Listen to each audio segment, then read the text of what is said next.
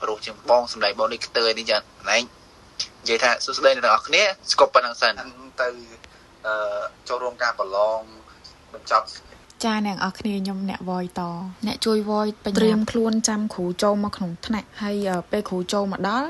យើងមានសិទ្ធចុចទូរស័ព្ទឬក៏និយាយគ្នាបានណានិយាយទៅមួយសាលប្រជុំហ្នឹងប្រឡងតែគ្នាខ្ញុំ3នាក់នឹងឯងហើយពួកខ្ញុំអង្គុយនៅតុមុខគេហ្នឹងម្នាក់មួយចូលមកអង្គុយចឹងទៅបានត្រៀមខ្លួនឬក៏មើលមេរៀនចាំគ្រូចូលមកអញ្ចឹងយើងបានត្រៀមខ្លួនមុនប្រហែលជាបាន1ម៉ោងដែរហើយនៅលើតុហ្នឹងឧបករណ៍ខាង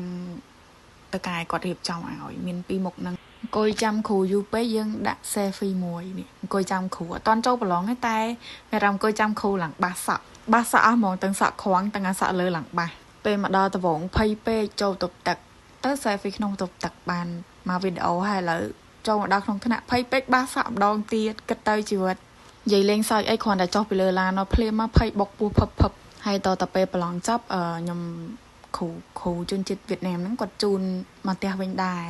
មានតាទេសភាពតាមផ្លូវមកផ្ទះវិញនិយាយពីថាជីឡានមួយថ្ងៃហ្នឹងពេញជីឡានរហូតហ្មងហើយទេសភាពតាមផ្លូវមានភ្នំរហូតនិយាយទៅជីដល់កន្លែងណាមានភ្នំកន្លែងហ្នឹងហ្មងហើយនិយាយថាខ្ញុំទៅប្រឡងហ្នឹងគឺចាំថ្ងៃសុកអញ្ចឹងសិស្សសាលាខាងជនជាតិជប៉ុនហ្នឹងគេនៅរៀន